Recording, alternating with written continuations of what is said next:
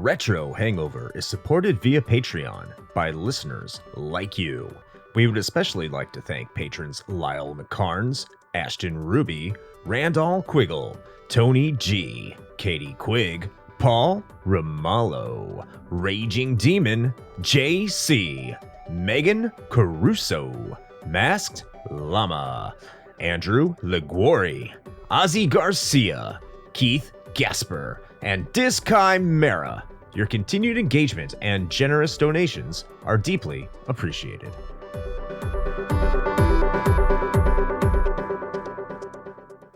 Open your ears and crack some beers. You are listening to episode 110 of Retro Hangover.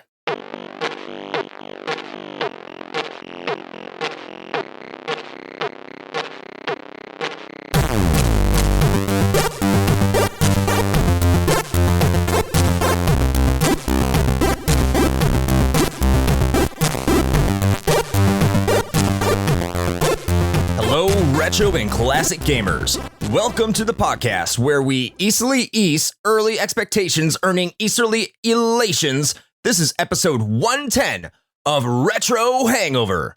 I am your co-host, Chris Copleen, with special guest Joe Redifer from GameSack and Paul Romalo from Region Free Gamers. And, as always, your host, Shane Bumpin' Dick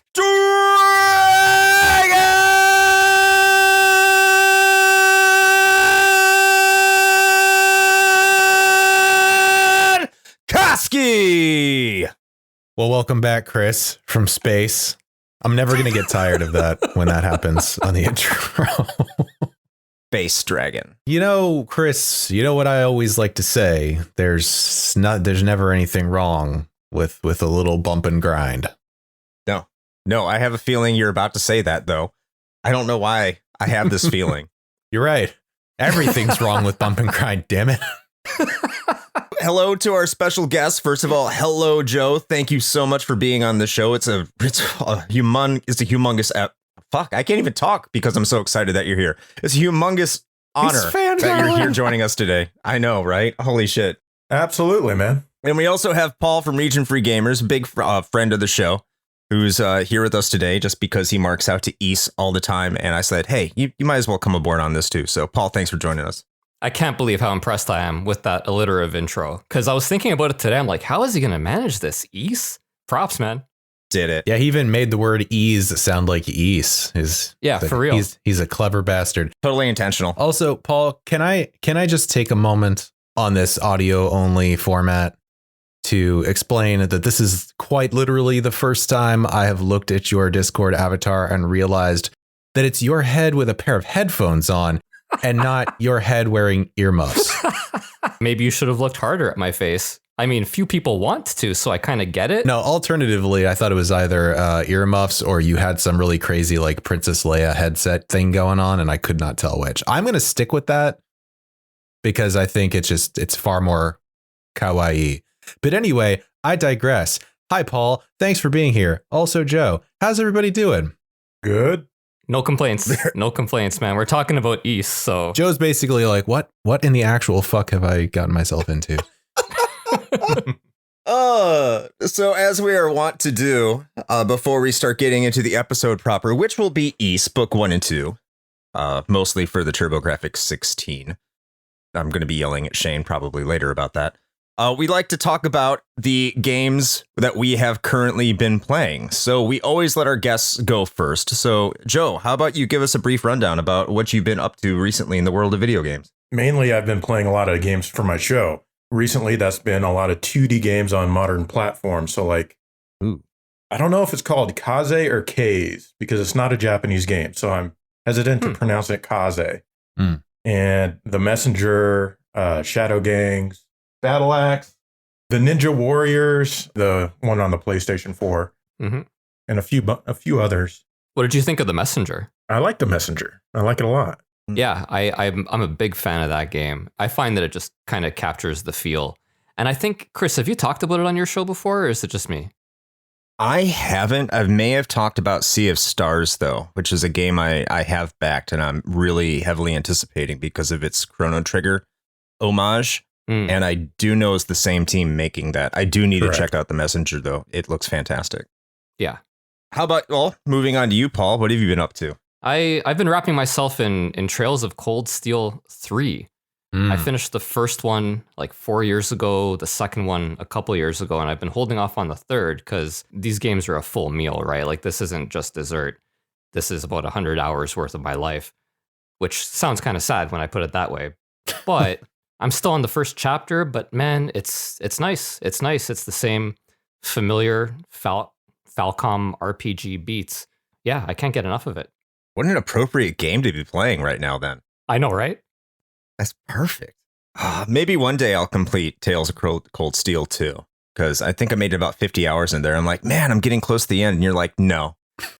I know, dude, that game especially is kind of brutal for that, because there is a very clear final boss and a very clear like revelation at the end story-wise. And it's like, all right, we're good. We're wrapped up here.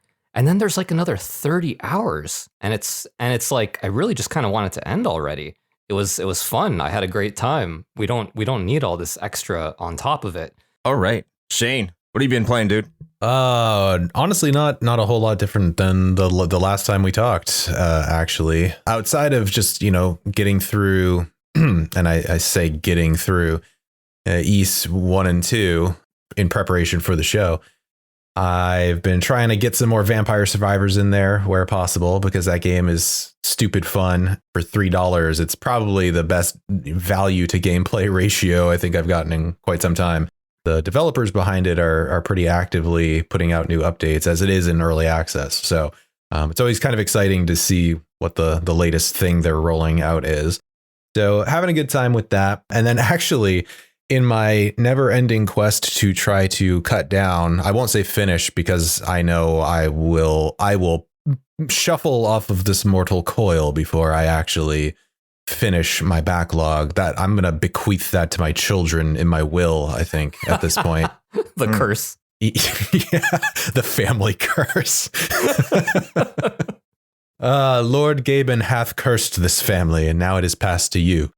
But no, so I've got a few physical copies of things left for my 360 that I'm trying to wrap up. So I figured I would throw in some Resident Evil 5 and try that out.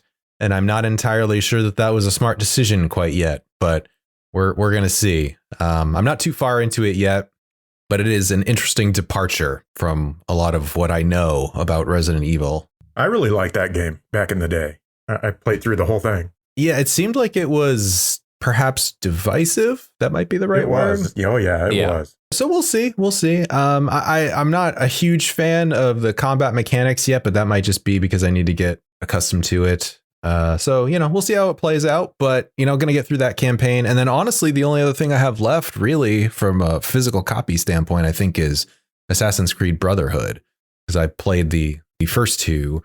So then after that, I think I might be kind of done with my 360. Like maybe I can pack it up for a while, make some space on the shelf.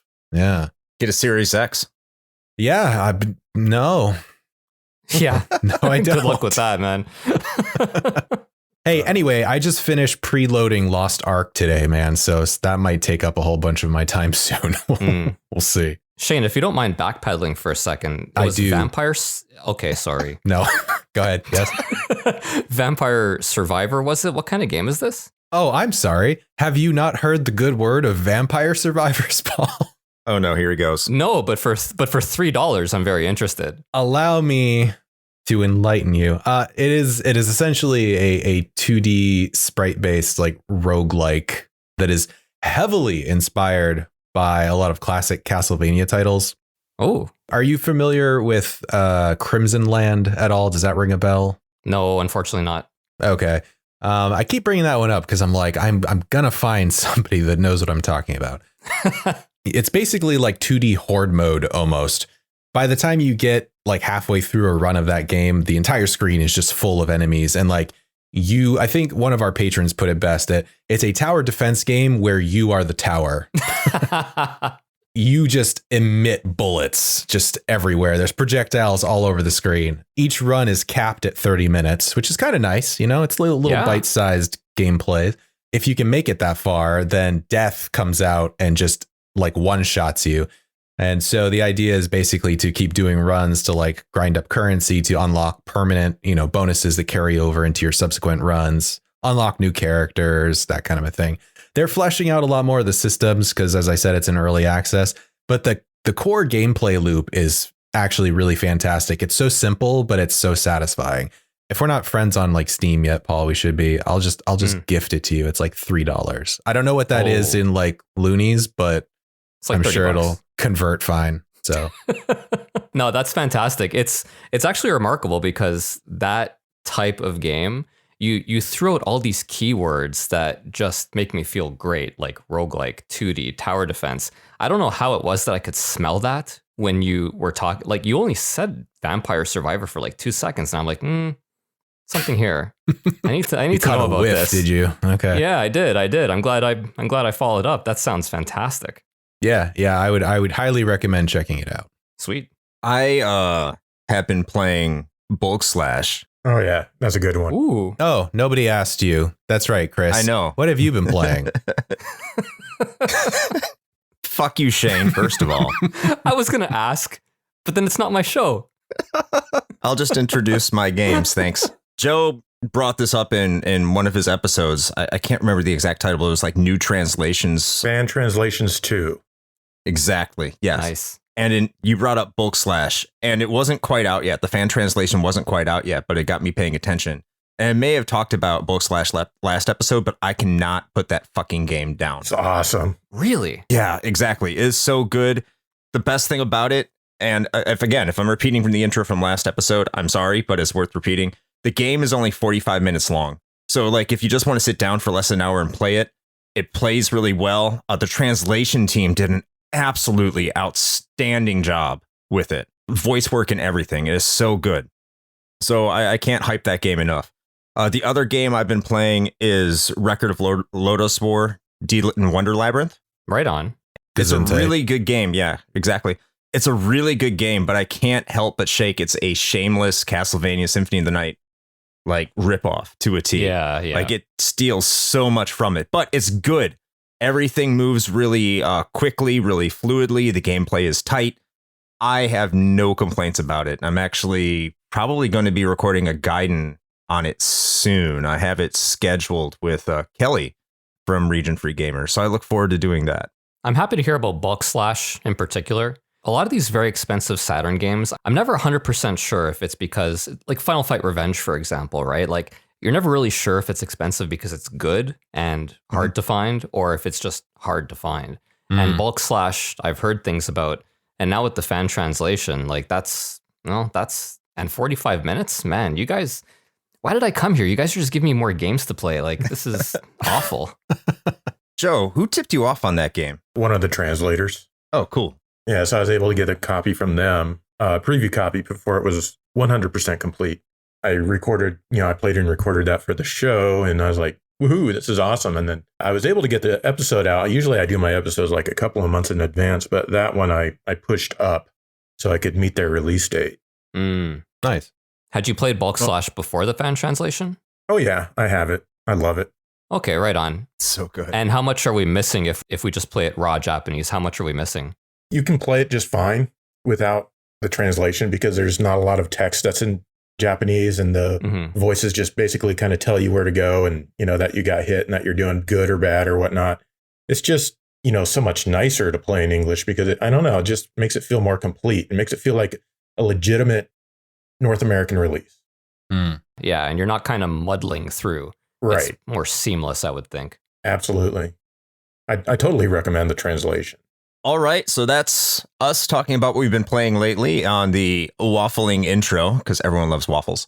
We're never going to let that one die. We're never going to let that die. Shane, we are talking about Ys today. We are. And that's why we brought our fantastic guests. I'm sure they're going to love everything you have to say about it, especially the brief history, which you will be reading to us shortly. So, Shane, how about you get all the positive things you're going to say about this game out of the way in our brief history of Ys?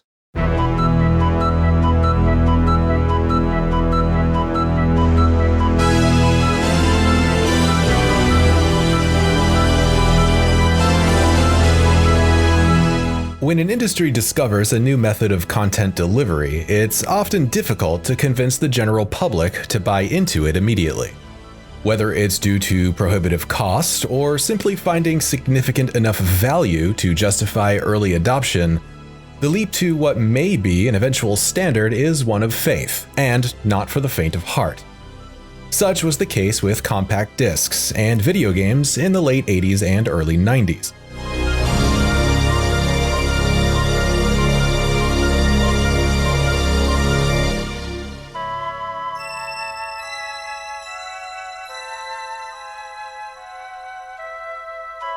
Ys, the ideal utopia. NEC was trying out something extraordinary by releasing a CD attachment to their already successful PC engine in the final vestiges of 1988. While expensive, the attachment would allow for enhanced audio and full-motion video. Games wouldn't necessarily look or play much differently than their cartridge or HuCard counterparts, but they could be much larger in size and scope due to the sheer difference in memory capacity. Of course, as role-playing titles had already made a significant impact on the Japanese gaming scene and were generally much more expansive affairs than their arcade-rooted counterparts, it only made sense that one such offering would quickly make its way to the new add-on. And now, the mystery unfolds.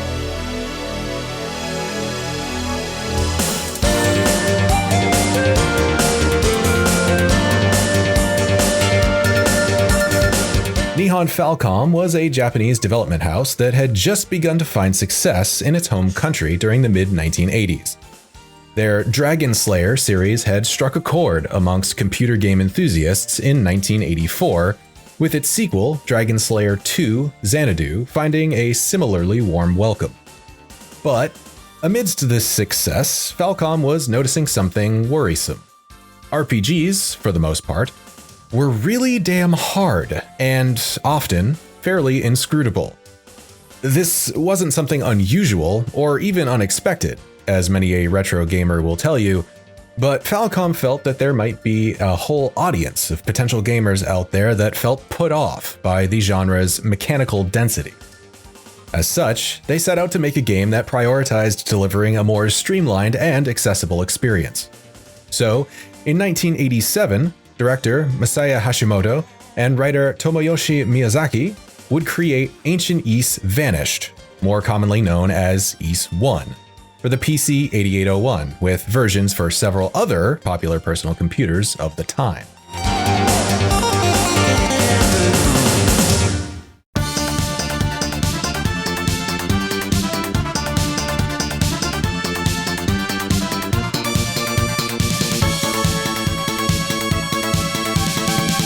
The primary focus of this effort was to make the game simplistic in comparison to other popular RPGs of the era, Falcom's own Dragon Slayer series included. This would largely be accomplished with the game's now iconic bump combat system, where the player fights enemies by simply running into them at the correct angle, and can regain lost health by standing idle in any outdoor area. These weren't novel concepts, as Hydlide did the same thing in 1984, but they did offer a stark contrast to Falcom's other works and did make for an easier experience, comparatively. Ys 1 received a sequel in Ys 2: Ancient Ys Vanished: The Final Chapter in 1988. It should be noted, though, that Hashimoto and Miyazaki fully intended for the games to function as two halves of a greater whole.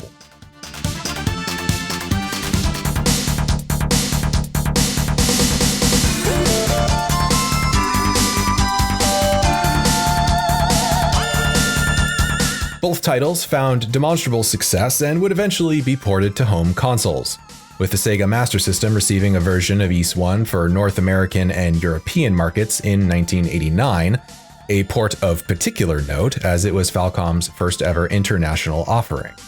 Falcom was still not done, however. The release of NEC's CD attachment for the PC Engine allowed for some unique opportunities that they simply could not pass up. As the developers originally intended, Ys 1 and 2 would receive a combined release on one single disc. In addition to improved graphics, the increased space would also allow for animated cutscenes, character voiceovers, and a Red Book audio remaster of Yuzo Koshiro and Mieko Ishikawa's amazing soundtrack.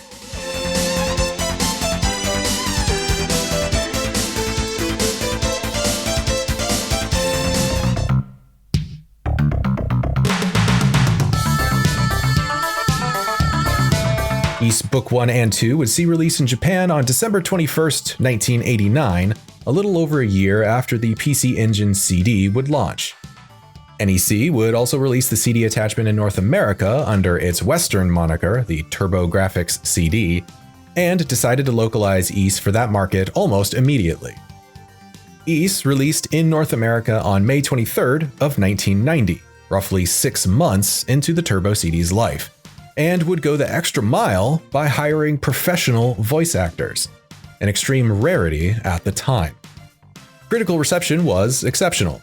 Publications praised the game's stellar music, overall aesthetic design, and exploratory gameplay. Many outlets also considered the title to be an excellent showcase of what CD technology could do for future games. Omni Magazine awarded it its Game of the Year, with EGM calling it the best RPG of 1990 and winner of Best Music and Sound.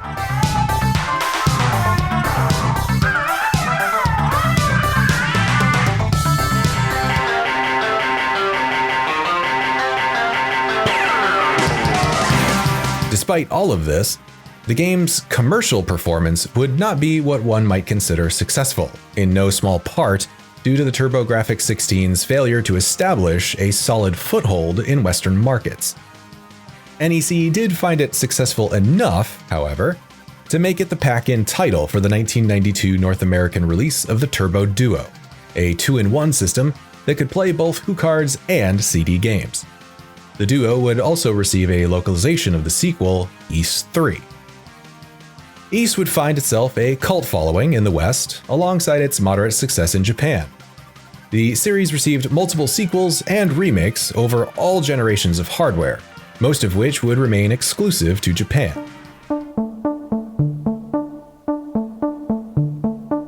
Ys would stage a bit of a resurgence in the West after the release of its 6th installment, The Ark of Napishtim, for the PS2. This would kick off a slew of remakes and re-releases for PC, Nintendo DS, Wii Virtual Console, and PSP, to name but a few. While it may be more difficult for gamers today to see what made Ys so significant, there's no doubt that gamers of yesteryear consider it an important landmark in RPG development. Its cult following continues to thrive to this day, as does the series itself, with no foreseeable end in sight. And that is your brief history of Ys Book 1 and 2. I am Lilia from Rand's village. Quickly, let's go to my village before they find us. All right, thank you, Shane, for that brief history. I gotta say, I was nervous in doing the research and writing this brief history because I know Joe and Paul, you probably are. I really hope you didn't read that and being like, these guys are such fucking idiots. Like, what is this?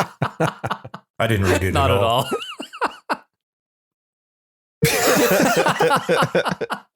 He's like, I prepared none of that whatsoever.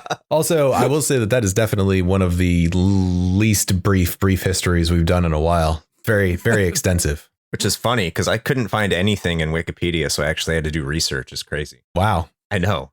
I actually do research, people. I don't just repeat Wikipedia. I think you just called yourself out there. I'm not sure. Ozzy had to school me on that when he was on the show. He's like, okay. I looked up all this stuff. How come you guys didn't know? Dude, he did that with me like every day.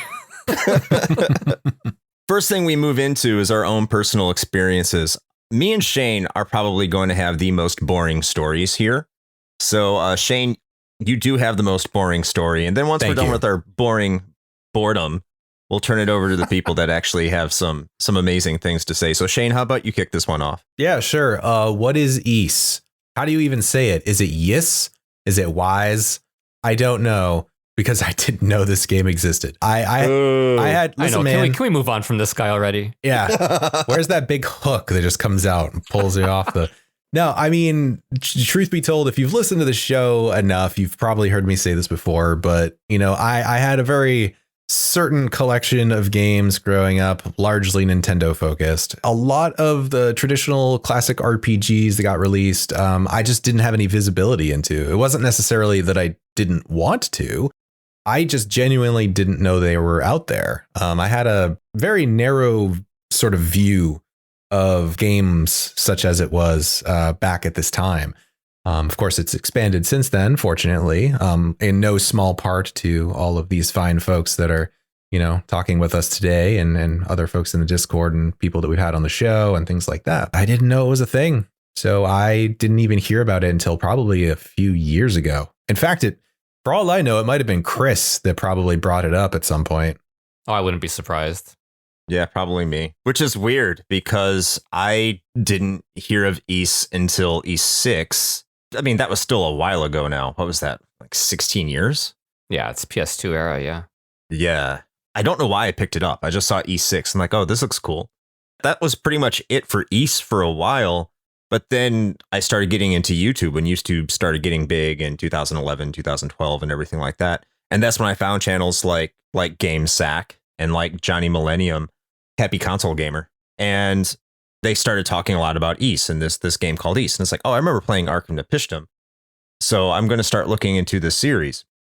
Truth be told, I think I liked it more from the outside because I didn't really play a lot of them. I just found them very interesting as a curiosity. And then I started playing the original Ys a little bit, especially Ys 1 with Ys 1 Chronicles on PC for Steam a few years back. And I was like, I absolutely adore this game. This soundtrack is absolutely phenomenal. We'll talk about that later. And because of that, I've kind of still been a fan from the outside and just really appreciated getting these games because I know one day I'll get to them because I'm a horrible, can't get to my backlog like I want to. That's what made me so happy about this episode is I finally able to play through both Ys 1 and 2 on my TurboGrafx CD. Now, TurboGrafx Mini, I wish I had a Turbo CD, but my Turbo Mini and really go through them. We'll go to you, Paul, next. How did you get introduced to Ys? Before I get into the introduction, I just want to, not to blow smoke up Joe's ass, but the GameSack episode on the Ys series is superlative, like objectively. From beginning to end, that is a must watch if anybody's a fan of this game. Yeah, no, my pleasure. Absolutely. Now, as far as my experience with Ys, man, oh man, it's like a bomb got dropped on me when I was a kid when I first saw this game. Like, I played it at a buddy's place. We had actually just discovered a Game Swap kiosk in a large grocery store, Nob Hill Farms, in the west end of Toronto. There was like a guy with a kiosk and he had bins with used games. And so you go and you trade in your games and so on. Like, to us at the time, this was like insane. There was no EB Games or GameStop or anything like that. And so my buddy got hooked. And even though he was losing value, he would just constantly trade stuff in. And one day he comes back and he's like, hey, you have to come over and see this. And I'm like, what? And so I go over there and he's got a TurboGrafx CD and a Super System card. And he's got Gate of Thunder and he's got Ys 1 and 2. And for someone like me, like the TurboGrafx CD was like an impossibility. Like, was it like that for you, Joe? Like, did you know anybody who had bought this? one before I did. Well, there you go. We all had one friend then. So he plopped in Ys 1 and 2 and the intro comes on and there's somebody talking. And I'm like, what is going on here? It was insane. So you hear the music, the audio is so good, the compositions are great. And I was like, all right, that's it. I played that. I played Gate of Thunder. I traded in my Super Nintendo, got a Turbo Duo, and that was that. I got Ys 1 and 2 on the Turbo Duo, and I played it to death. That's my history with that game. Well, okay, it's so a little Joe, bit how more about yourself? complicated. My first exposure... Really? Mine was pretty complicated. My first exposure to Ys was on the Master System. I rented the game when it was available back in the day. And I was like, okay, everyone called it Ys. It was Y''S. So I rented it. This was after Phantasy Star had come out, of course. So I was like, okay, it's another RPG kind of. And it was a little different. And I remember thinking it was slow. I liked the music. but I never really got far into it because at the time you would only rent games for like $1 a night, and I only wanted to try it for a night. If I liked it, maybe I'd save up for it and buy it. It was okay. I didn't hate it or anything, but I took it back to the rental store, but I had no interest in purchasing the game. And then I was reading in magazines like a year or two later when the TurboGrafx CD version was coming out, how wonderful Wise Book 1 and 2 was.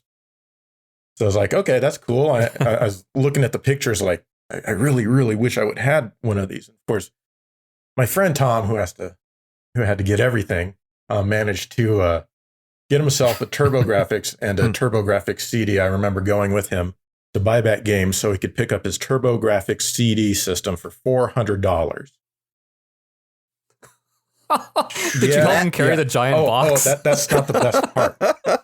He didn't want his parents to know that he spent that much money on a video game system, so I got to keep the box. Yeah.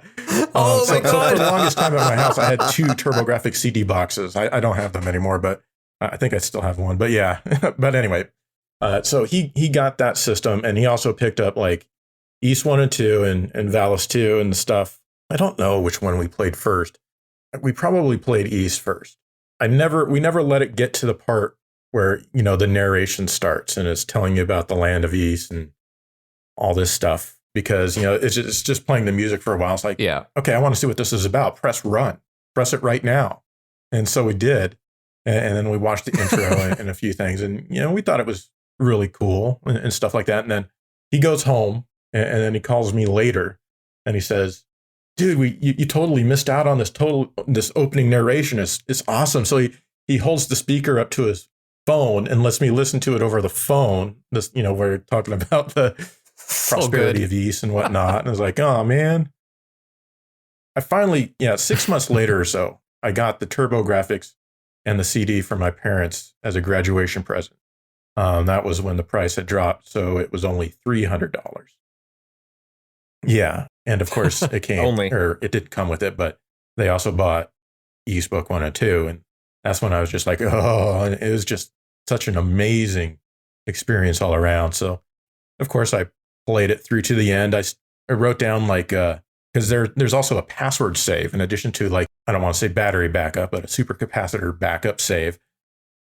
And I would often like, okay, that part is cool.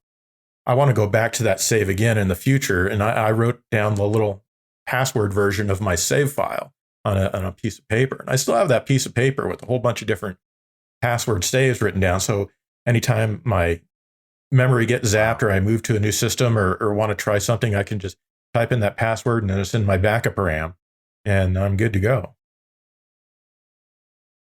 Nice. It's a shame that password system is just ridiculous. So important. That like, could there be more characters? I can't imagine. Yeah, not sad to see those go. Like you say, you have a couple of those passwords. What novel did you write? Which is a good segue into the plot and writing. So this game, I kind of look at, I'll start off here. The plot and writing in this game, it just shows like the baby steps, I think, of what was going on with RPGs at the time. Because what was like the most in-depth RPG plot in 1989, 1990? Maybe Dragon Quest III, Final Fantasy II, like in Japan too, not North America too. I think that's like the depth of what you had. And you still had these action RPGs were still a relatively new concept because you had Zelda and Zelda had no plot, 1 or 2. So now you're getting into an area with action RPGs and they try. I would say that there's a lot of effort here. Of course, Adol ends up in Asteria. And in the original version, I know they changed it for Chronicles, especially like the Master System is just like, oh, you're in a town, go. And they don't really explain anything. And then they're like, yeah, go find these books, dude, because the world's about to end. You're just like, yeah, sounds good. Sounds cool. I like reading. That's what you do. What other motivation do you need, really? Exactly.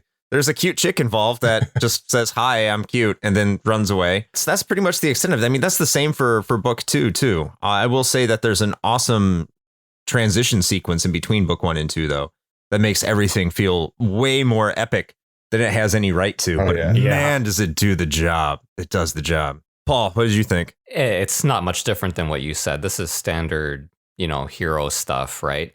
The trick, I think, with East 1 and 2 that kind of makes it stick out, and perhaps not now so much as at the time, is the fact that it was told with the cutscenes and with the voices. You know, the voice acting was really good in this game.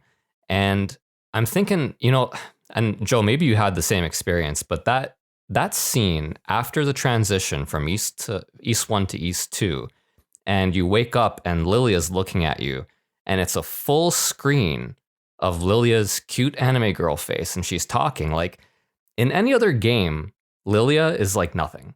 You know, it's just a sprite, and she has a few lines of dialogue, and that's about it. But because of the quality of the CD sound and the graphics and the amount of space they have for these graphics, Lilia becomes so much more than any character in any other game. And I think that's kind of the strength of it. Like, yes, the plot, super simple, but the way it was delivered, absolutely. I thought was for the time, groundbreaking. absolutely. So Joe, I mean, story, transitioning over to you, what did you think? It was needed to be, I guess. I really didn't care at the time. It's just like, you just want to play it and see what these characters get up to. And at the time, I was always wanting to, you know, make it to the next voice clip or the next cut scene. And because a lot of those voice clips are done with the sound chip inside the TurboGrafx CD hardware and not CDDA or Redbook Audio. And so there was a lot more than you'd otherwise think if you just popped the CD into a CD player and listened to them all. And so I'd always want to see what they have to say next and who said it, because, you know, the voice acting was so good and I recognized a lot of the voice actors. It's like, wait, is that Bumblebee from Transformers? Why, yes, it is. And is that Thomas Hayden Church? Yes, it is. But of course, I didn't know who he was back then. You know, Skeletor's in there, but he doesn't sound like Skeletor. He sounds like a badass. And it's just listening to all these characters deliver their dialogue, most of them anyway, was just such a treat. And it was always just fun to, you know, hear the new stuff they had to say for the first time. And those are, when they said something really cool is usually when I saved the password and wrote it down, and so I could, you know, listen to it again. Yeah. I got to ask, Shane, we'll get to you in a second. Yeah, no, don't worry about it. Screw you. Maybe you can chime in on this part. There are parts in this game where I just think it's just utterly ridiculous how they kind of write it. So specifically, there's a part in East Book 2 or the second half, because they don't really tell you the two different halves unless you go into the save menu, and one says save East 1. Once you get into there, you're in Solomon's Shrine. And you get to one of the bosses. He's a bad guy. And he's like, hey, I'm going to turn you into one of my little minions. And you're just like, yeah, whatever. And like, you just go, you don't even try to fight him. He doesn't try and do anything to you. You just walk past him. He's like, okay, you're a monster now. It's like, what? This, why is this happening? I never understood some things like that. It just kind of took me out of it, if you know what I'm saying, and kind of distracted me from the overall goal. But what did you think, Shane? Are you talking about when, what is it, like Dallas or something turns you into a Roo? Yes. Oh, I mean, I didn't have a problem with that. I mean, first of all, the Roos are cute as fuck. So, you know, there's that. Actually, it's funny because, as you know, my wife sitting on the couch watching me play this, that was, I think, her favorite part was just the cute Roo. So she would have me transform with the wand just so I could hop around as a Roo, and I'm like, hun, it's burning my mana, and she's like, I don't care. At any rate, as far as the plot and writing is concerned, I think you guys have covered it pretty well. It is pretty, I think, bog standard fantasy RPG plot by more modern standards, I suppose, but it's there in service of the gameplay, I think, more than anything. And I will say the dialogue does have its moments, and again, I'm of course basing this on our English translation, so I don't know how that came across from, you know, the original Japanese, but at least the translation seemed pretty decent. In East 2, there was like one particular spot that actually got like an audible reaction out of me, because I just thought it was out of total left field. It's when Tarf is trapped in that cave with Keith, who's also the MVP, I might add. Keith is awesome. Keith the demon. And they're having this back and forth while you're standing on the other side of the cave wall trying to figure out how to rescue them. And Tarf is basically, I'm paraphrasing, of course, but he's basically just like, what? You need a what? He's like, what is that? Oh, well, okay. Oh, I thought, oh, a pearl. okay, yeah, he needs a black pearl. I thought you just had some really specific tastes in girls. And I was like, whoa. I missed that. I was like, okay, I was not expecting that, but wow. So yeah. That was the Chronicles version, right? It was, yes. Okay. Also, I have a confession to make to the three of you, and that is being someone who was not familiar with these games back in the day. I was not aware until I read through the history and stuff that there actually was voice acting in these games, because the Chronicles version does not have it. Oh my God. Oh, that's awful. Yeah, so I feel like I missed out on like a very important chunk of this game now. Well, now we know we can't take anything you say seriously moving forward. I mean, you probably could have been safe in that assumption before, but yeah, sure. I do have to give credit to the translation team on the TurboGrafx version, especially after playing the Sega Master System version of this game all the way through, because in the Sega Master System game, you fight the evil villain stoked, which I don't know how Aaron defeats stoked, but he manages. I mean, you got to tip your hat to NEC, who I don't think was really known for translations, but they really pulled it off. Good for them, especially in an age when so many got it wrong. And it was, I mean, Working Designs was around, but they all had their own flavor and they didn't go down that route either. So good for them. Good for them. And on top of that, tons of games back then with poorly translated directions. And this is not a game where you want poorly translated directions. No. Joe, I'll let you kick it off for the gameplay. Tell me what's so special about East. What makes it stand out from everybody? I mean, it does have that mechanic where, you know, the bump fighting, where you just bump into the enemies instead of actually swinging a sword, which a lot of people don't like. Whatever, it worked for me. To me, at least the turbo version, it was fast. The Master System version was a lot slower. So to me, it just, you know, it was fun to actually play compared to the Master System version. I don't know. It's just one of those things where you just got to go around. It's honestly not that special when you think about it. But, you know, just go around, get the next piece of equipment you need, or grind to the next level and defeat the boss, go through the areas and stuff like that. It's just fun. I think it works for what it needed to be back then. It probably wouldn't be appreciated too much these days by new players going into it, at least most new players.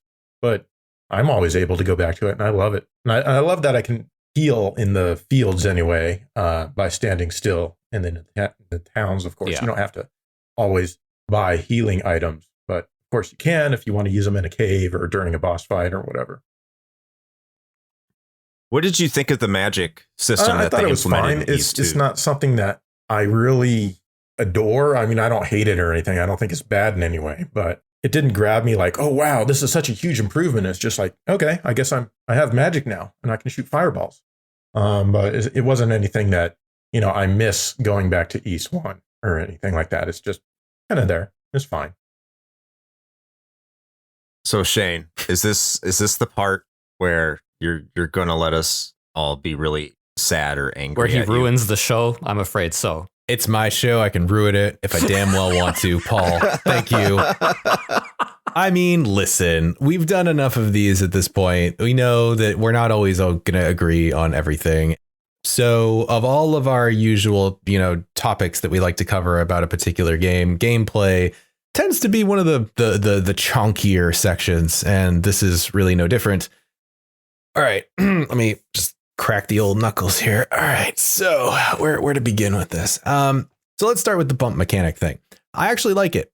I'm not gonna lie. It's somewhat unique. I'll give them that. I mean, of course, you know, we heard in the history, it wasn't necessarily the first game to do it, but I like it. It's different. And, you know, that coupled with the sort of speedy pace that your character moves at, which evidently is predicated on whichever version you happen to be playing. As I mentioned, was playing the Chronicles Plus version, which is available on Steam. So it's like the fancy remaster and whatnot. So the bump combat, in conjunction with how quickly your character kind of just bops around the map, could actually make for a very satisfying sort of rhythm to everything in this like ARPG style kind of experience. if you weren't constantly getting lost, because every single area needs to be a labyrinth, apparently, because that was the requirement when it came to their level design, which is totally not infuriating whatsoever. Now, the bump thing, Ys 1 it's nothing but the bump. All hail the bump and grind all day long, right? And so they try to nuance this by making it so head-on collisions cause you to take damage from enemies. And so you should be more strategic and try to flank them and get at them at an angle. At least for me, and again, this might be different depending on what version of the game you play, doesn't necessarily seem to work as well in actual practice, because enemies, like move in a somewhat fairly random fashion, although generally they try to, track you down. Enemies move? Yeah, it's crazy. I know that happens on occasion. It's this thing called AI, Chris. It's fairly new. You sounded surprised. Yeah. Well, no, I'm not surprised. I'm sarcastic because they should have known this, because what happens is trying to nail that right spot, I always felt was a total gamble. It was just like, I might actually hit this guy without taking damage. I might not. I'm just going to kind of suicide run at them and maybe hope for the best. And for the most part, that actually worked out for me. So there you go. Now, Ys 2 also has the venerated bump, but they changed things around a little bit. And again, somebody can keep me honest here if this happened to be something that was more specific to like a remaster or a certain version of Ys 2. But at least in the one that I played, they changed up the combat so that the enemies actually telegraph their attacks by sort of like their sprite will flash and then they will do an attack animation. So your head-on collisions are like, fine, now it's totally cool. Do whatever, go nuts. Great. But then they almost immediately introduce the magic system with your little fireball wand and kind of force you to use it for pretty much every boss fight and most late game enemies, which sort of makes the entire shtick of the whole game like largely irrelevant, which I thought was a very strange design choice. I think I agree with Joe, like in that it's not necessarily bad. It's fine. It's just strange to me that like if you were basing the vast majority of your combat mechanics around this like bump thing, why you would then introduce this one item that essentially completely changes how you're supposed to approach like major encounters in the game. It just seems very odd. I think, as is with the case with most early RPGs, there's really very little in the way of actual direction. And Paul kind of alluded to that in what I think was him trying to lay up a segue for Chris, who totally dropped the ball. So good job. I do that quite often. Thank you. Yeah, you're welcome. I'm quite good at it. And so I was just forced to use a guide for both of these games. Now, could I have sat down and what I would consider wasted several hours aimlessly wandering around these labyrinthine dungeons trying to find my way to wherever I needed to go next? Yes, I certainly could have done that. But I am not 14 years old with all the time in the world on my hands and a notebook next to me. So no, I didn't want to do that. Even if you follow a guide, the design ethos that went into most of the dungeons in both of these games necessitates a lot of backtracking, which in my opinion never feels great from a gameplay standpoint anyway. And conjunction with that, as I've already kind of alluded to, the area layouts are just so infuriatingly confusing and convoluted for like almost no other reason than just like, fuck you, kid, like spend some more time figuring this out. Because, and Paul, I'm jumping ahead, by the way, because I saw this in the notes and you put this in your wrap up, but I'm pulling it out here. You said Dharm Tower is your favorite area in a game ever. I feel like I think a little less of you now because of that. I still love you. Great. But holy shit, that place, I was so put off by everything about Dharm Tower. Like the fact that it's so difficult to actually find places. And like when you go outside to go from like one level to the next in there, everything feels so disjointed and disconnected. That outer area will just sort of loop endlessly if you keep running in one direction. And so it's very easy to kind of get lost as to where you're going to go. or have any sort of sense of innate direction as to where you should be headed. Oh my God, I hated that area so much. And I can't believe you said that was your favorite. I mean, that's fantastic. And I'm very happy for you. But man, and then the icing on the cake of all this is when you're in East 2, Falcom's just like, you know what? Cards on the table. We don't give a fuck anymore. We're just straight up telling you that this shit is a labyrinth. Because like most of the NPCs before you start heading into Shrine of Solomon say something to that effect, where they're just like, oh yeah, the Shrine of Solomon, that is a labyrinthine dungeon that no one can ever find anything in. Good luck. And I'm like, dude, fuck you. Like, I don't want this. Is this supposed to entice me into the like back, like third of this game? Because all it's doing is telling me that I really should just shut this off and go play something else because I am in for a slog. And turns out that's kind of what ended up happening. Oh, dear God. Perfect. You absolutely can. Okay. I need a breath. You're so playing go the ahead. Chronicles version, right? Thank you. Yeah. I don't like that I version am, very yes. much. I never even bothered to finish it.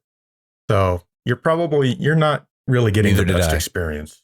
I mean, yeah, the TurboGrafx version has, crappier graphics and the dungeons are shorter and, there's just less of everything except voice acting, apparently. But it's just, I don't know. There's just something about the Chronicles versions that it just put me off. And it's definitely more labyrinthine as well. Yeah. So wait a minute. So you're saying that they actually extended a lot of the dungeons for that version? Son of a bitch. They even extended like the overworld Sorry. stuff. So, like even the overworld stuff, it's like a lot further to the next town or what have you. Oh my God. I hate everything about that now. Yeah, there's even in the beginning, So good. in the TurboGrafx version, you get off a ship and she calls you into town right away. But in the Chronicles version, you wake up and you're like in someone's bed and some doctor's talking to you. Then you got to wander all the way up to the town that you start in on the TurboGrafx version. It adds literally nothing of value to the game. I didn't care for that version. Yeah, this is a common design philosophy that I hope devs are starting to move away from, which is just more is better. And it's like, no, the beauty of that TurboGrafx CD version is that it's snappy, it's short, it's fast. Like there isn't really any fillers. So yeah, Shane, I'm sorry, man. Like I'm not gonna say you should go play the TurboGrafx CD version because clearly you're not gonna touch anything that starts with a Y for the rest of your life. I mean, listen, that's not necessarily true. That's not true. I think I have East something 4 or something on my wish list. So there's still hope. There's still hope. And honestly, I'm glad that you guys are telling me this. I kind of wish that maybe somebody would have let me know ahead of time. So thank you. No, I did. Someone did. No, Someone did. You absolutely did you not. said, I'm going to play this. And I said, you know what? It'd be better if you just like download Utake and Demon Tools and just mount it on there. And you're like, no, I bought it on Steam. I'm like, hey, man, that's you. Yeah. With no context, Chris. You didn't tell me why. You didn't tell me why. I told you East. What does that mean? Actually, you know what?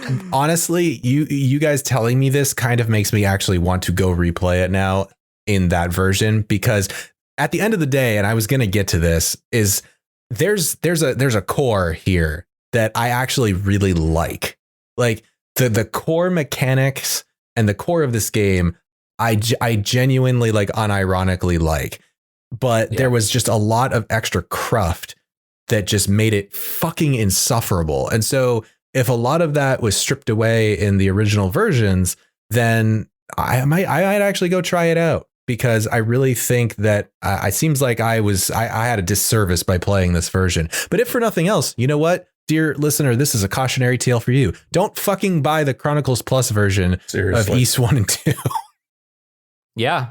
Your suffering has saved a lot of people from further suffering. So thank you, Shane. Yeah. You know what? Well, I don't like to brag, but if we didn't have Joe on here, people would think you were talking about the TurboGrafx 16 version. So he totally just redeemed that to not play the Chronicles version. Yes. Oh my God. Thank goodness. Absolutely. Redeem's probably the wrong word, but yeah. Okay. So now that Shane's input has been completely discounted, Paul, what did you think? God damn it. Look, the bump combat, it looks ridiculous. Let's not kid ourselves, right? Like I was playing the Master System version last night, actually, just to prep for the show, because I had never actually played the Master System version before. And I just kind of wanted to get a feel for what kind of differences there were between them. And my wife walks into the room and she sees me just like walk into a monster. And she's like, that's how you fight them? You just run into them? And I'm like, yeah. And then the realization hits her, which is, wait a minute, so I don't have to press any buttons? I can just walk around? And I'm like, yeah. And she's like, well, I could totally play this. This is the simplest game ever. I mean, she didn't, because I was holding the controller and it was my turn. So that wasn't going to happen. Fair. Yeah. But that's kind of the crux of it, really, right? Is they wanted to make this simple, more accessible game. And they did. And I thought they did it really well. Like that bump moving around system, especially on the Turbo Graphics, on the Master System version, like Joe said, it's a bit slower. You don't kind of quite get the same feel. But on the Turbo CD version, Adol moves pretty fast. And he doesn't stop, because he doesn't stop to swing a sword. There's no button to swing a sword. It's not like Link to the Past or Willow on the NES or any number of these other top-down adventure games. You're just always moving, and it has such a great flow to it, and it just makes it way faster than anything else that was available at the time. And I mean, like, even nowadays, I don't know, like I hardly see any action RPGs nowadays where you actually have to stop, swing, and then move again. It's a lot more seamless. And this is one of those games where I think, anyway, that kind of started. It's the proto Diablo. Proto Diablo.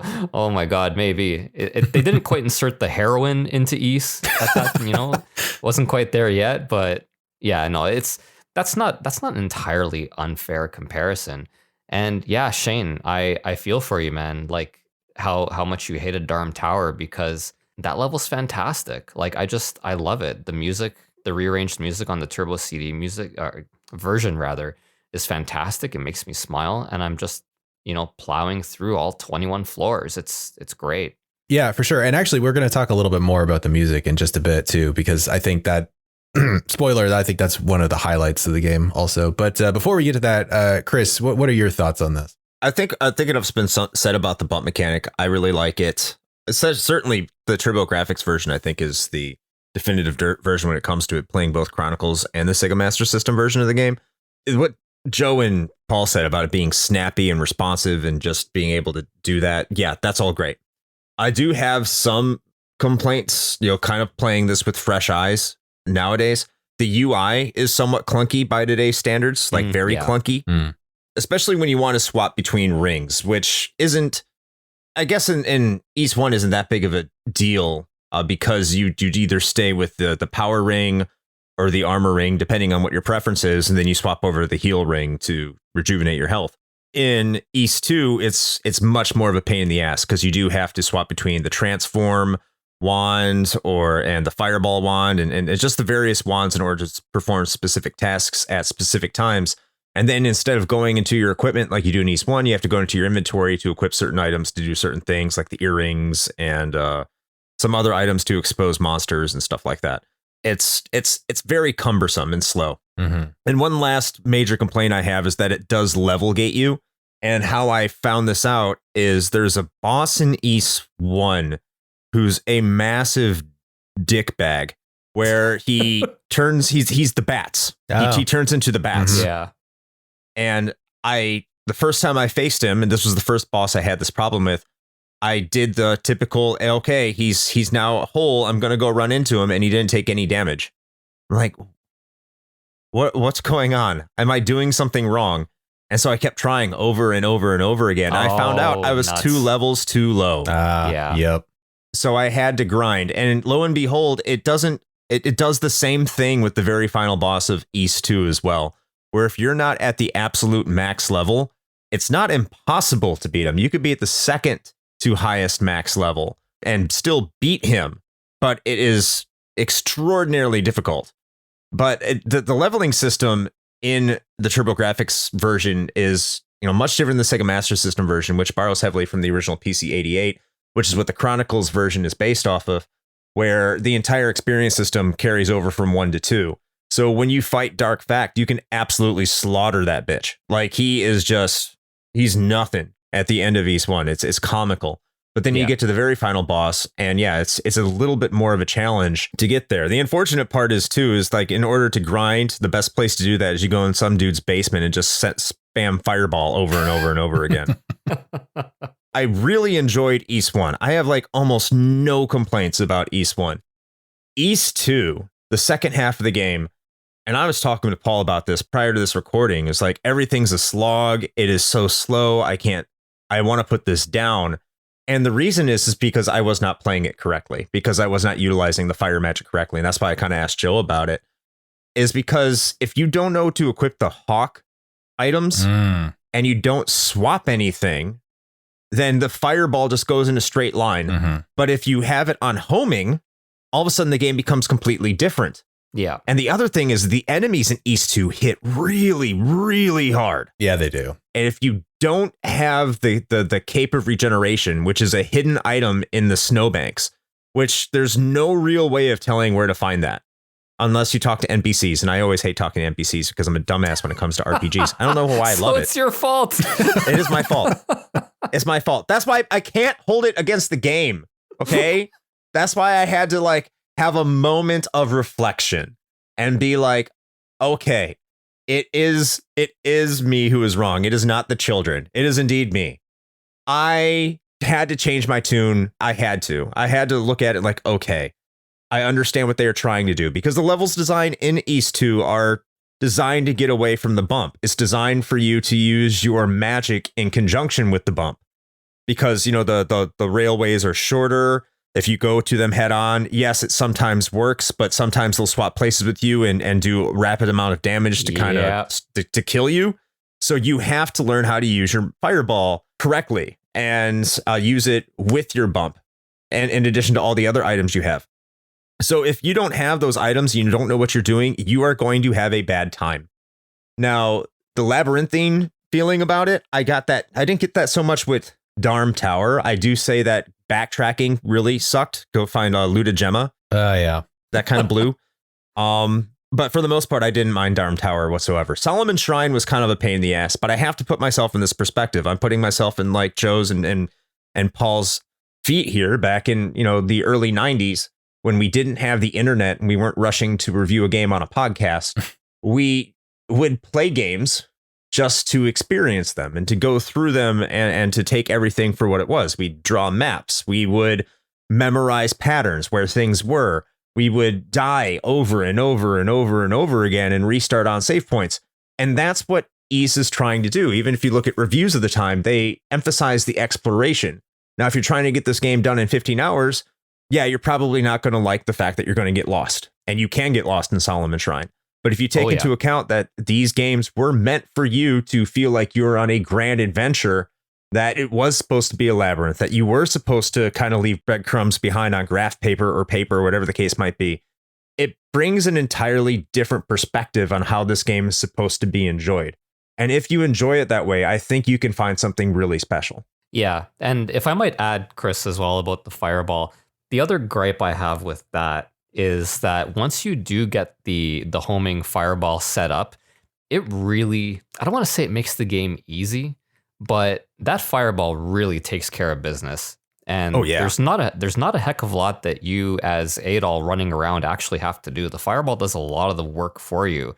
On one hand, yes, that makes the game a lot easier. On the other hand, visually, I think it's hilarious. Like when I'm playing East 2 and that fireball is flying all over the place, icing all the monsters, and I don't have to do anything, I can't help but smile. I think that's a good segue into our graphics. So Shane, how did it look in East Chronicles? The rest of this episode is Shane reviewing the Chronicles Plus version of the game, completely independent of everybody else. Honestly, they're fine. Like, it's fine. Whatever. They kind of look like maybe like one step above RPG Maker, if that gives you any sort of indication.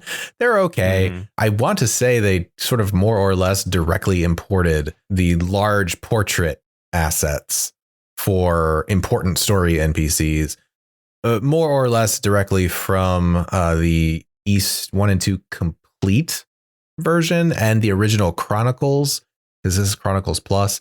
So there's an option in the menu to actually swap back and forth between those two if you want to see them, how they differed. But yeah, outside of that, not a whole lot to say. They're fine. I think the fireball still looks pretty cool flying around all over the place. But I will say that some of the boss sprites, though, are pretty intense. Coming across one of them in East 2, I of course don't remember the name because the names are totally nonsensical. The giant zombie head with fangs that pukes a worm at you. That is insane. And I was not expecting it. I was like, this is something that I would have totally thought I'd be getting out of Contra 3, but not this game.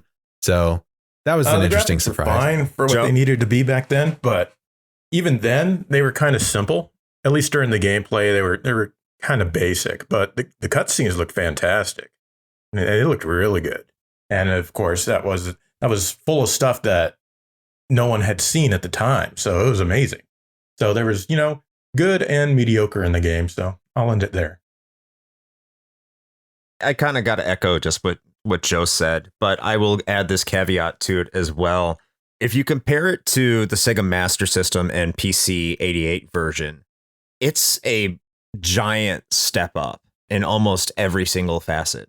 I wouldn't say it's not very good for the Turbo either. I mean, I don't mean to slam the Genesis, but it looks like it could have easily been done on the Genesis / Mega Drive just because you had a lower color palette with the Genesis and Mega Drive. So you're used to seeing these big, beautiful, colorful games on the Turbo like Bonk and all the shmups that were certainly on there that brought a lot of color to the games that were on there. And I didn't really get that feeling from Ys. But again, they were porting over a game that was far more graphically simpler. And I think they really, really did a good job of that. It's not as good looking as Newtopia or Newtopia 2 if you want to go down for top-down action games on the TurboGrafx, and both of those are HuCard games. But it is, remember, a port of a graphically inferior game on graphically inferior hardware, and to that it does deserve a lot of credit. So, Paul. Oh, I've got nothing really more to add. Joel kind of said it. Look, the graphics are serviceable, and then the cutscenes are incredible. And that's just kind of what we thought at the time, right? You're kind of playing through the game, which when I say it like that, it makes it sound like the game is not fun. And that's not the case. But what can I say? It's like Joe said, you're playing it and you're anticipating the next cutscene and you're anticipating, how am I going to be blown away this time? That's kind of what we're waiting for. Speaking of being blown away, we got to talk about the music. I will let Joe take this one to start off. Joe, tell us about this fantastic sound. I enjoyed the music on the Master System, and when I heard the TurboGrafx version, I recognized a lot of the music. I didn't beat the Master System version, by the way, but I played enough of it to where I could recognize enough of it. I was like, okay, this sounds a lot better. But that was mainly with the PSG music, like the town music and stuff like that. That sounded familiar to me. And the shop music, because those weren't coming from the CD.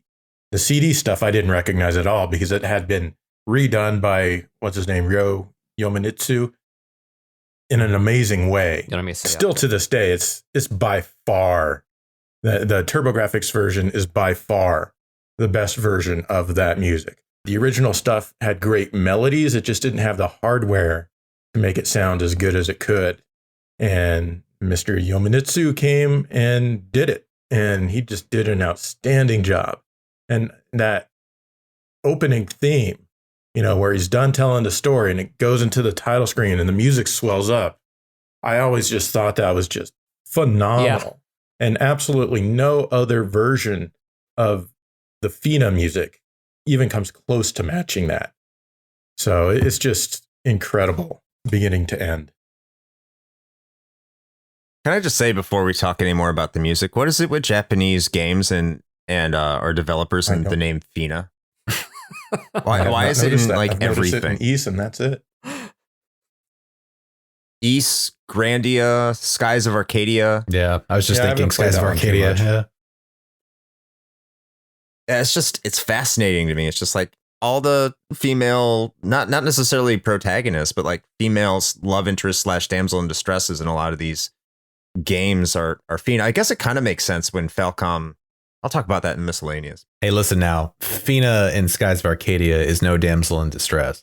No, she's not. You are absolutely 100% correct. So Shane, Yeah. I know we always have to put an asterisk on this moving forward. I mean, we now. don't, but you can. Jeez. I will.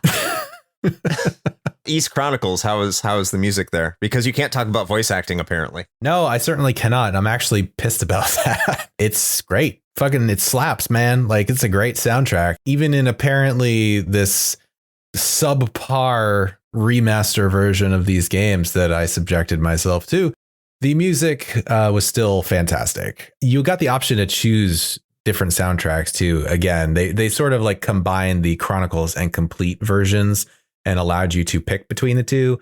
And I think I want to say I stuck with the Chronicles one for the most part. They threw in some real sweet ass like guitar in there and everything. So it gets you pumping. But even swapping back and then actually going and listening to the original soundtracks for a little bit as well. I mean, I think they translated them pretty well, all things considered. Even when I was about to just like summarily shit on both of these games, because prior to this episode, I was talking to Chris about this and I was just like, I wasn't sure how I was going to come into this one. But now that I'm actually writing my thoughts down, I'm going to eviscerate these games. And I think both of them are going to hate me forever. Even now that I'm not doing that, the music is still great. Like that would have been the standout, even if I thought the rest of the game was awful. All right, Paul. Now back to the real version of the music. I'm glad Shane does appreciate what was there, but what was your thoughts on it? Wow. All right. You know what? I'm just going to leave. I'll be back. Let me know when you guys are done. No, but Shane's right though, man. Like the Chronicles version has really, really good tunes. And that really, to me anyway, just kind of speaks to the strength of the original composition and melodies. Yes. You can redo those almost any which way. Is there a bagpipe version? It'll probably sound awesome, right? Like it doesn't matter. They're so good foundationally that you can do them just about any other way. Now, with that said, the Turbo CD version, I couldn't agree more with Joe. Like that's the definitive version. And I don't even really think it's that close. What it is to me is if somebody came to me and said, what is video game music? And we can't really ask this anymore because there's like live guitar and orchestral compositions in video games and modern video games now. But if someone came to me and said, what is video game music? This is the soundtrack that I would point them to. It would be the Ys 1 and 2 for TurboGrafx CD. It has that feel, the samples, like the first step towards war, Dharm Tower, like that percussion, that clapping sample. Like I have to drop the controller and clap along sometimes. Like it's so much fun, To me, that's what this sounds like. This is what video game music is. Like, Joe, am I far off here? Some of the best game music that there is. I mean, Ys 3 is really, really good too, but still. Yeah. But yeah, that's how I look at it. Like, I don't know, Chris, what did you think? I couldn't agree more with what you and Joe said. Like, first of all, I'm shocked that some of the music, well, not shocked because you can kind of tell that the music wasn't Red Book Audio, because I just thought this was more of like a marvel of engineering, something they maybe did with like the first Lunar. In fact, I get a lot of the same vibes of the original Lunar from the soundtrack and feel of this game. Maybe it's just I just associate with sound because I played Lunar, before Ys. Yeah. The thing that made me fall in love with the series, even though I haven't played nearly as much as I probably should have, was the first time I'd ever heard First Step Towards Wars. Oh, man. Because just stepping out onto the field and just getting that invigorating, pumping soundtrack that just just that constant charge of determination that you get from that music. And it's just like, holy shit, this is amazing. Yuzo Koshiro did a fantastic job. Now, I got to ask you, Joe, I know on your show on YouTube, whenever you say Yuzo Koshiro, you put a nice little profile pic of him. So, Shane, you edit the videos, right? You could say that. Yes. So if you don't mind, can we steal your gimmick there with Yuzo Koshiro, and every single time his name is said, put his face up on the screen like you do? Tough because, Yuzo Koshiro. And now you have to take him down when I'm done saying the final syllable, and it's got to pop up 3 times there. So whoever's doing that is going to be kind of pissed off. Thanks, Joe. Yes. We love Yuzo Koshiro. Yuzo Koshiro is a fantastic composer. You know, it's funny. This guy, Yuzo Koshiro, he actually has been on the record saying that he did not like the rearrangement of the Turbo CD soundtrack, which to me was shocking. I remember reading that quote from Yuzo Koshiro and just being floored. Right. Yuzo Koshiro can't be right all the time. There will never be a video version of this episode. Does anyone here know how many tracks Mieko Ishikawa, how many that she composed? Because she's no slouch either. Right. I know everyone Man. says Yuzo, but like he co-composed it. Yeah, he did. Back then, and I don't know, Joe, like correct me if I'm wrong, but I mean, back then it was just JDK, Falcom Sound Team JDK. And I think to this day, it's very difficult to find out exactly who composed what or whether it was a team I effort do or know what have you. the FINA was done by Yuzo Koshiro. I don't know if he had any help on that one. I knew First Step Towards Wars is all him. And then there's a couple in East too that I know that are all him, but I can't remember exactly which ones they were because he mentioned it on Twitter. Yeah, and I think he might have done Dharm Tower as well. And I only mention that because I read it somewhere today. The problem is I read Right. it on the internet. So is it really a fact? I don't know, right? Mm-hmm. It's kind of like Castlevania, where nothing is set in stone. It's just we kind of think these Yeah. people did this. At least we have names here. Yes. That is the benefit. We know that these two people did compose the music. What they composed exactly, the split between them, we may never know. But yeah, just a fantastic effort.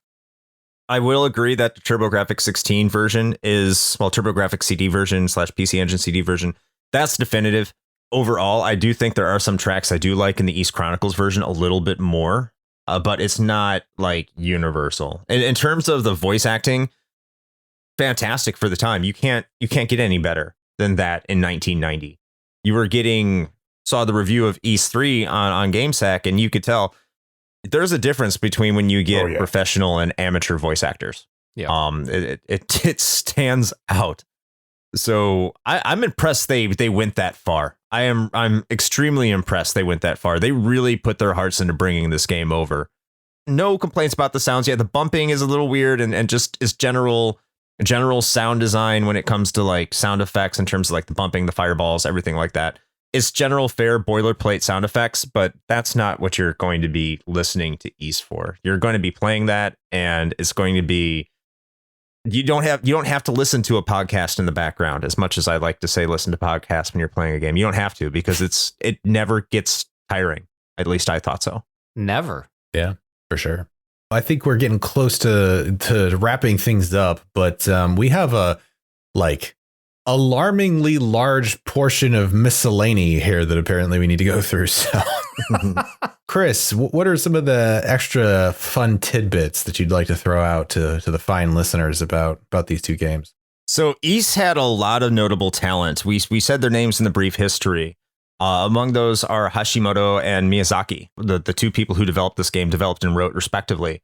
They went on to form the development team Quintet. You might be asking, well, why is that important? Who is Quintet? Well, Quintet, they are the team that are behind ActRaiser, Soul Blazer, Illusion of Gaia, Terranigma, Robotrek, and the Grand Stream Saga. Those are really renowned games that, you ask action RPG aficionados, those are some of the best action RPGs on the Super Nintendo that aren't called Zelda. In fact, I probably would prefer Illusion of Gaia to Zelda. I know that's sacrilegious, but yeah, big names, big talent. Hope they get those games ported somewhere else. Speaking of Yuzo Koshiro, this was one of his earliest efforts, and he was only 19 when he started writing the music for Ys for the PC 88. So right around the time Quintet was formed, Koshiro, he left Falcom, essentially, and he took his sister along with him, his sister Ayano, who was 17 at the time of the development. She did a lot of the graphic design, and they formed the development studio Ancient with his mother, Tomo. And you might be wondering who is Ancient, because I don't think anyone talks about Ancient enough when you talk about the games that were made, because they made Sonic the Hedgehog for the Game Gear, which is arguably better than the Sega Genesis version. True. Streets of Rage 2, which is the greatest game of all time. Streets of Rage 3, which let's Okay, Bare Knuckle 3 was good. And The Legend of Oasis. So among some other games, but some real big heavy hitters from Ancient. It also just kind of makes you take a moment and take stock of your own life, that they were doing these things at the tender young age of 19 and 17. And I'm like, what have I done? Oh my God. I was just trying not to be a giant piece of shit at that age, honestly. Like the bar was so low. I was just trying not to get kicked out of the Navy. Trying to sneak booze into my barracks room. Hope no one cared. What is it? Other notable names from Falcom at this time that they're making Ys. So they're probably involved in some way. You had Kazunori Tomy. You went on to form Studio Alex, which made the Lunar games. And you also had a little known guy known as Tetsuya Takahashi. He just made a series with a bunch of Xeno prefixes. So never heard of it. I don't know. But okay, yeah. Yeah, Xeno, whatever. And the last fact is, of all the major players who developed Ys, the only person who is still at Nihon Falcom to this day is Mieko Ishikawa. She is often credited as coordinator for many of their modern releases. Do you think that that's like a figurehead title? Do you think she's like the British queen of like Nihon Falcom at this point? I'm sure she's probably a little bit more involved than that, but sure. Probably. Like, look, these Falcom games to this day, they all have such a consistent feel. You know, they really maximize the use of audio across all their games, where you have a whole bunch of AAA developers focusing so much money and resources on graphics. Falcom games, they all sound great. And that is a really important part of video games. It doesn't really cost a hell of a lot of money. She's been there for the whole thing, man. I have to assume that she's an important part of that Falcom feel. I would have to agree. So, Paul, you also have some miscellanea here. Did you want to go over them? Oh, yeah. It's nothing big, really. Just the belfry at the end of Ys Book 2 at the, I shouldn't say the end of Solomon's Shrine, because it never really feels like it ends. No, it doesn't. Some say we're still there to this day. But that belfry section, I remember as a kid, in this section, you have to reach the top of the belfry before 5 bells ring. And you have this music that's kind of fast paced and ominous and pumping. And even though there's no time limit, it really felt like there was a time limit. It felt like I really had to get to the top of this tower, or else this girl was going to die. And you get to the top of the tower, the bell rings 5 times, and there's a scene there with Dallas, and his voice acting is just fantastic as well. And it's like, oh my God, the bell rang 5 times. I got to get to the bottom. Like, maybe I can still save her. And then you get to the bottom and she's dead. The girl's dead. They did it. Sure. But still, like, I thought that was just a fantastic tension-filled part of the game where it was really all just kind of faked. You know, anyway, That was something that I noticed. That's a really good part of the game. I agree. And of course, like, we talked about it earlier, but like, I think Dharm Tower is just fantastic. I know I'm gushing about it, but like, it's so bizarre to have one level basically be half of your game. I don't think that was something that was done back then. And I thought it worked. I thought it just made it feel epic, unlike any level in a game that I've played before. And I mean, Solomon's Shrine, that's even larger and more sprawling, and also great because the music's fantastic and it has multiple parts.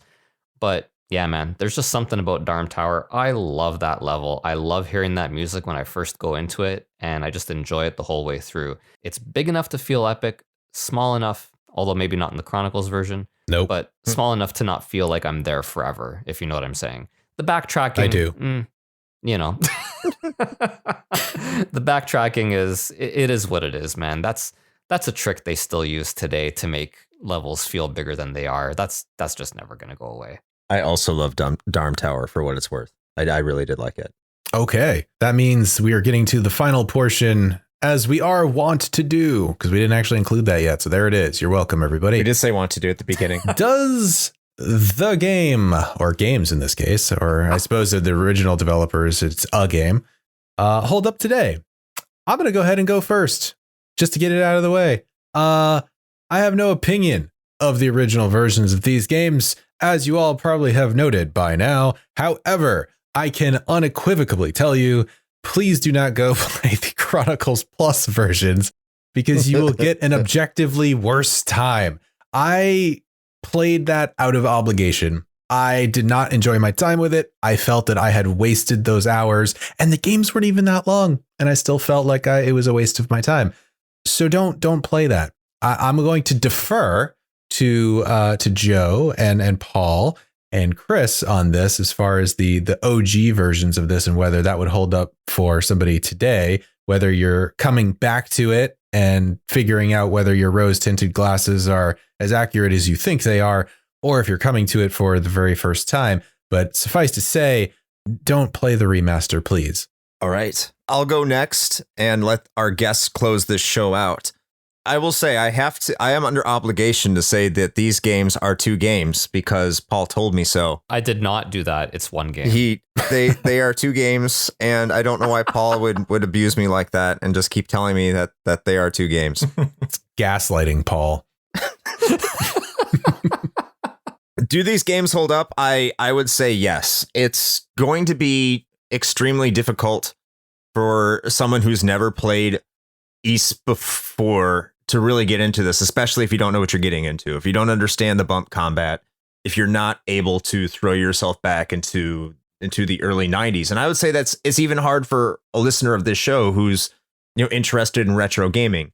You kind of have to put yourself in a mindset that the combat's simple and you are going to have to explore or draw a map or at least use a drawn map as a guide, which I see nothing wrong with. We're all adults. We don't have a ton of time. So do that. As long as you're willing to do that, as long as you're willing to just enjoy the game for what it is, which is a simplistic top-down action RPG, it definitely holds up. It's not too long. It doesn't waste your time. It respects your time.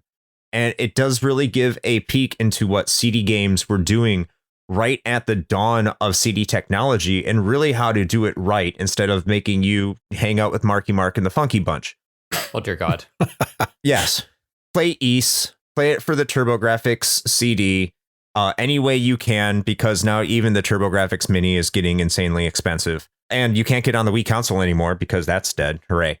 So play it the way you should. Play it in the original version. It holds up. I'm not going to say overwhelmingly, but it does hold up today. Paul? Look, I agree. Ys Book 1 and 2 on the TurboGrafx CD, basically a single game experience. Uh-huh. I think it holds up. Like, it's so hard for me to say whether it does or not, honestly, because I love this game so much. And so obviously I'm going to say yes, it holds up. And I'm trying to look at it objectively. And the fact of the matter is, it's quick, it's simple, it's snappy, it's painless. You know what I'm saying? If you need to use a map or a guide, great, do that. If you don't, the challenge isn't exactly overwhelming either. It's an acceptable level of challenge. Like the labyrinths, Solomon Shrine, that's a rough go. But up to that point, the labyrinths are all very doable. It just means that you might hit more dead ends than you'd like to. So yeah, pick it up and play it, man. Like, the music's so good, and it's like taking a step back in time, but painlessly. All right. Joe, right. So close us out. These Book 1 and 2 hold up? Well, that depends on you, dear listener. Do you have a big job that stresses you out and you come home to kids yelling at you and a wife screaming at you? That's probably not going to be good for you. But if you have all the time in the world, well, yeah, it probably still isn't going to be for you because this doesn't take up a whole lot of time. So it's somewhere in the middle of there. Just as long as you're okay with the bump mechanics, if you can get over that, if you don't pound your fists on the table that you can't swing a sword, this is good. If that angers you so much, well, I don't know what to say. There's some things in your life you probably want to get help for. But this is an amazing game. It's not going to blow you away as much as it blew me away back in the day because, you're used to so much more advanced stuff now. But I would hope that it could still entertain you. Regardless, the music is still good, no matter, what generation you're coming from, no matter how old you are, at least in my opinion. So that music absolutely holds up. Other things, yeah, they're going to feel dated, but that's okay. And it's fine for things to be simplified. I like simplified games. I prefer them, honestly. And it's not so simple that it's, you're losing brain cells while you're playing it, but you can sit back and relax and you can save at almost any point in the game. You don't have to get to a save house or an NPC who says, "Oh, I'll save your game for you." You can save at almost any time you want, Yes. and which is awesome. And so it's like you're done for the night. You can, save it and then come back the next day, at least on the TurboGrafx CD version. So yes, please give it a try if you can. Emulation, that's fine. That's perfectly fine, just as long as it's the TurboGrafx CD version. Thank you and good night. I don't know. I can't believe we didn't mention that you could save anywhere, because that's such a huge feature of this game. Oh man, it's fantastic. Oh, All right. Well, gentlemen, I think we've made it. And it was a little less abrasive than perhaps we thought it was going to be. So I feel like it's a win-win for everyone. just because you played the wrong version, Shane. So once that got out of the way, everything was smooth sailing. That's true. Yeah. As soon as I just completely ejected myself from the conversation, everything was fine.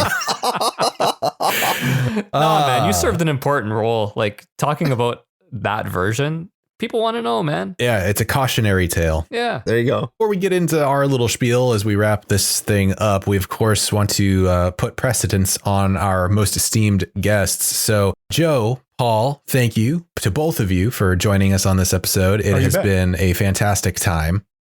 Oh, thank you. Let's go in order here. So Paul, I think a lot of our listeners probably already know, but for those that might be joining us for the first time or who just don't pay attention, what do you do on the internet and where can they find you? Some of your listeners might actually be sick of my voice by now, but we are the Region Free Gamers podcast. They like your accent, Paul. I don't even know what you're talking about, accent. Linktree.com/Region Free Gamers. That's linktr.ee/Region Free Gamers. We have a podcast, and at our Linktree, you'll find all the relevant links about that podcast. Please listen. It's great. Fantastic. And for the select few that don't already know, Joe, where can we find you on the internet, and what is it that you do? Question. I don't know. Oh yeah. I do videos on YouTube. Is GameSack? Yeah. It's weird. 2 words, Okay. GameSack. But I think the best way to find it is probably to combine them to one word, GameSack on one word, and type that into YouTube, and you might find some videos that you can leave some nasty comments on. Never read the comments. Rule number 1. I know it's the worst. It's cesspool. Damn waffles. Fantastic. And as far as we're concerned, if you are listening to this, and that means you have already found us. So hi, hello, welcome. We're glad you're here. Whether this is your first time or if you're a repeat listener, we are glad that you have joined us. And if you'd like to engage with the show beyond simply just listening, you can do that. And we make it so simple, much like Paul and the Region Free Gamers and evidently all the other cool kids out there, at least as far as I know. We too have a link tree. So if you would like to go check that out, you can at linktree/retro hangover. That's linktr.ee/retro hangover. And you can choose the destination of your choice, whether you'd like to check out the Patreon and the merch store. If you want to go check out our Twitch channel or the YouTube, you can do all of that. You can also join our public Discord. As of the recording of this show, as a matter of fact, this month is the first month where we have started public high score challenges for everybody that is in the Discord. So what we do is for the entire month, you can play one game that we all vote on, and whoever gets the highest score gets that score along with their name and everything else emblazoned on a fantastic little infographic that we will post in our Hall of Fame for posterity until the end of time, or we eventually move away from Discord to whatever the new hotness is. Occasionally, there might actually even be prizes. So, you should check that out too. And you can do all that right from that link tree. And Chris, would you mind telling the fine people about what it is that we do on Sundays? We make infographics NFTs so that your infographic is the prize. That's true, actually. Sign me up. I mean, I was going to announce that later, but now that you're here, yeah, let's do it. We're all in, baby. What we do on Sunday, is that we have a stream on twitch.tv/retro hangover. Swing by there, and we may play a game of some sorts. We're going to have crazy conversations about all sorts of things. It goes down weird avenues. Sometimes I don't even know why I'm saying half the shit I'm saying, but it gets said. And if you want to hear what I say and what Shane says in his dulcet tones, you better show up, because he will do like an audio novel, and he's like, yeah, it's great. So swing by twitch.tv/retro hangover. Or I might just rage out at Crash Bandicoot. One of the two. Just rage out in general. You do that a lot. But before we go, Joe, I just got to say thank you so much for being on the show today. You have been a huge, I'm sure you've heard this a million times, but you have been a huge influence on me and my gaming tendencies. And I absolutely adore your show. I can't tell you how long I've been watching it. You have caused great pain to my wallet, but in terms of my entertainment, everything you do is just amazing. And I can't wait to see what you do every other week on YouTube. Hey, man, thanks, Thank you. man. I appreciate the words. All right. Well, on that note, with everything being said, until next time. Play with your dulk-decked dark fact front joysticks.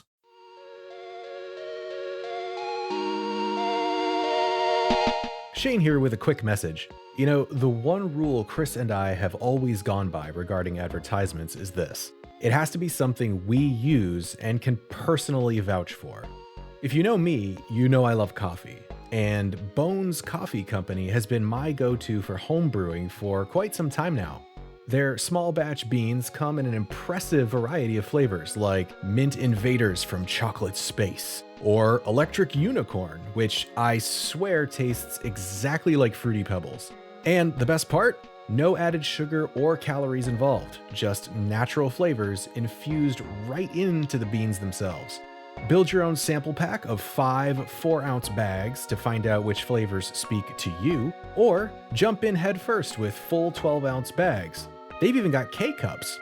Step up your homebrew game with Bones Coffee by visiting bit.ly/RHPBones. That's bit.ly/RHPBONES.